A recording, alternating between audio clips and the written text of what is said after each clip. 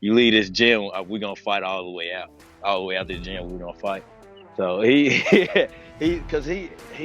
brung my striking to a whole nother level.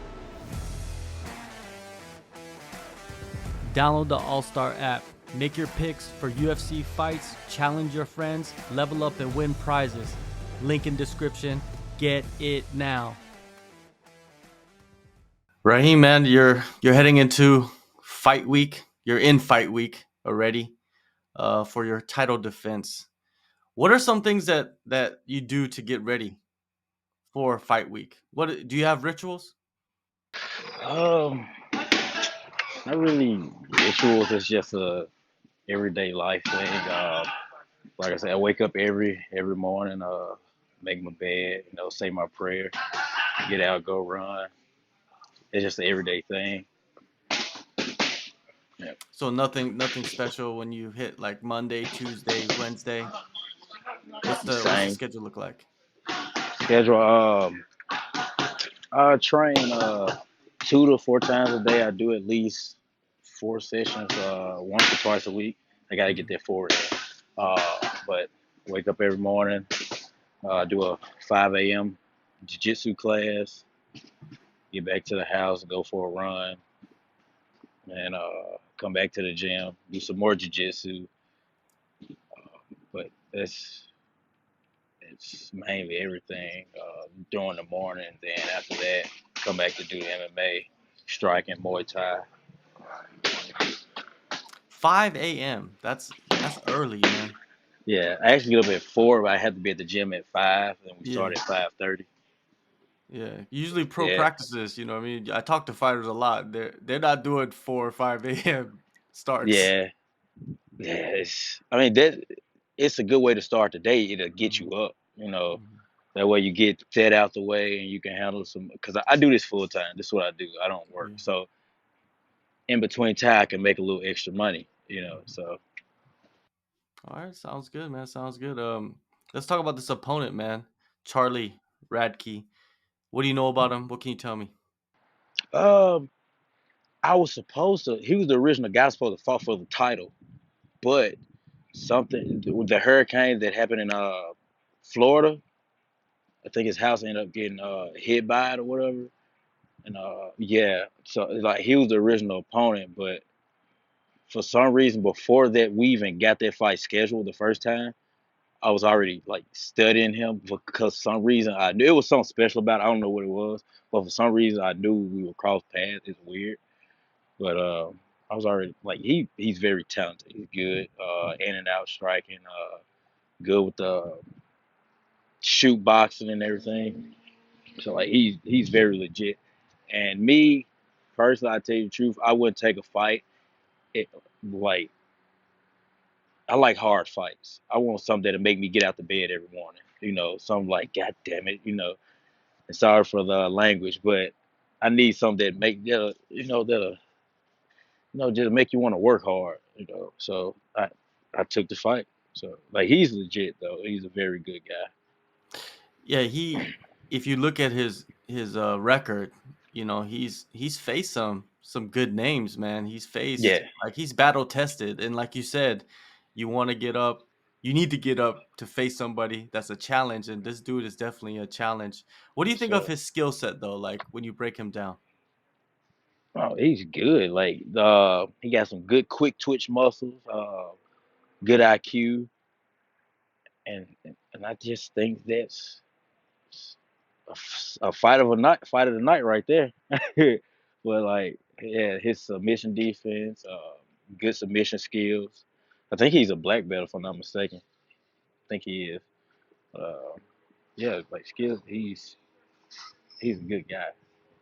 Let's rewind back to your title winning performance last November. You Mhm. know, you went to the split decision in that fight. Whenever someone sees that a split decision, you know, what I mean, they feel like, oh, maybe it could have went to the other guy. What do you think about the Yeah. performance that you had? Uh, well, I'm my biggest critic, so every performance I have, I'm like I could have done better. But he was, I mean, he's one of Kobe Covington's main training partners, and I felt every ounce of it of me trying to take him down because I've never had anybody just stuff my takedowns like that. I can take anybody down, but I could tell he's a hard worker. Like he pushed me, I pushed him, and a lot of people, the ref could have stopped that fight. They could have, but at this when the fight ended, I was kind of glad he didn't because we could see where we both at,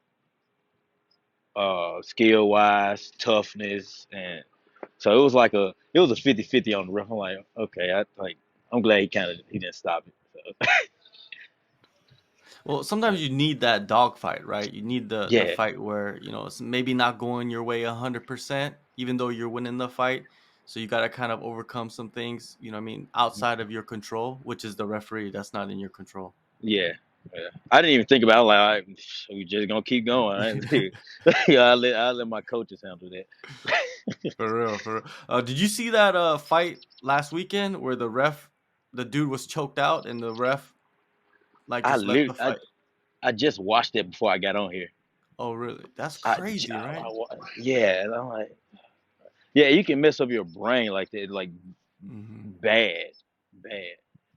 Yeah, yeah, Yeah, it's scary, man. Those are like one of those scary moments where people really need to sit back and say, "All right, these referees, they need to be like really educated on what they're doing. You just can't throw just a regular person in there." And because that was even a title fight as well. yeah. He could have at least touched the glove, his leg or something. He didn't even. I'm like, what are you doing? Yeah, Anybody knows anything about fighting, they would have been touching the glove, holding his hand, see if he was limp or not. You know what I mean? And then the dude rolled over. He was asleep, and the dude was on the arm bar. Like he had the arm bar. The dude was sleeping. He woke up to the arm bar, which is crazy. well, he came. So he was asleep. And his body like reacted from it. Mhm. If you can see his body start like doing a hard jerk, like he was sleeping, he was waking back up from it.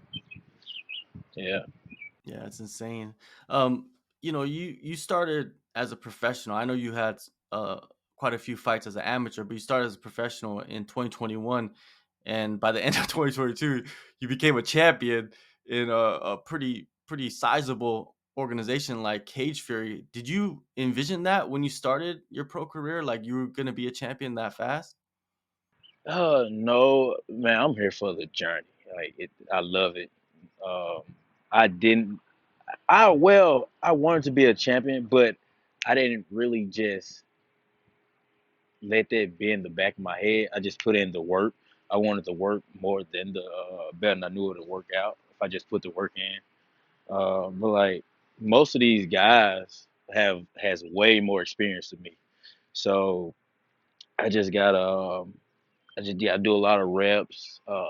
Yeah, I gotta be here every day. I have to, because everybody in my head, everybody's better than me. So I just have to put in that extra work, the extra running, and man, just be a dog. So Do you do a lot of training alone? Is that something that you do, or is it mostly with your training partners? with my training partners now, I do get like the uh, ground and pound bag, do my knees on belly and stuff, jiu-jitsu movements and stuff. I do all that too. Uh, that'll be sometimes before and after.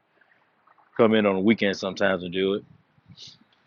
I feel like when you see a guy like that in the gym, those are the dudes that are the most dangerous because they're just like, I don't need anybody. I just come into the gym and they're in the Yeah, corner just working by themselves.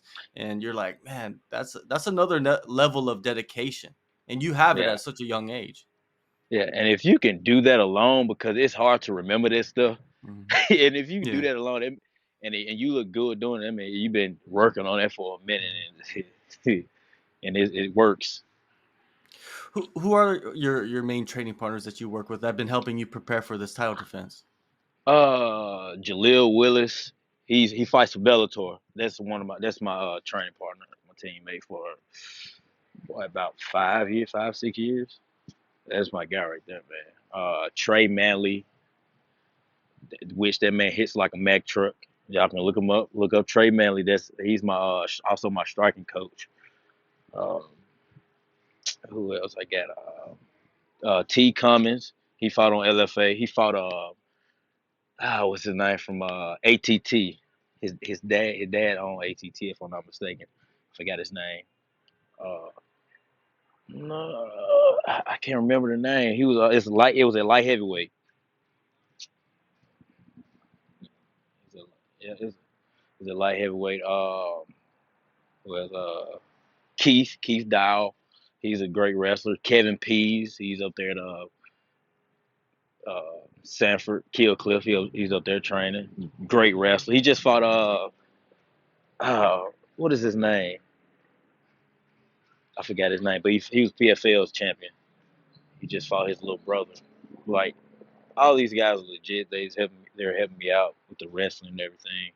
I didn't come from a wrestling background or nothing, so I have to work on it hard. Yeah, your team seems like they have a good connection with Kill Cliff because Jaleel, like he's down there as well from time to Yeah. time, right? For his camps. Yeah, they Saeed and all of them, they're good guys. Saeed comes down to help me sometimes, Hmm. help everybody out. Like it's a good gym, good environment to be around.